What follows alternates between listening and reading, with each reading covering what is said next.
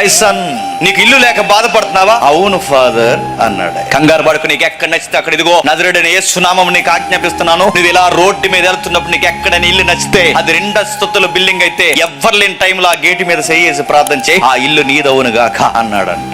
ఇది సువార్తే. నడుతున్న ఆ ఈదులో ఇల్లు ఏదో నచ్చిందట, ఆ ఇల్లు నచ్చితేనట ఎవరో లేని టైంలో ఆ ఇంటి మీద చెయ్యేసి ప్రార్థన చేస్తే ఆ ఇల్లు ఎలా అయిపోవాలంట. మరి ఆ ఇంట్లో ఏమైపోవాలి? రోడ్డు మీద పడిపోవాలి. ఈ ఇల్లు అంటే అలాగే అయిపోవాలంట. నడుతున్నా, ఇది సువార్త.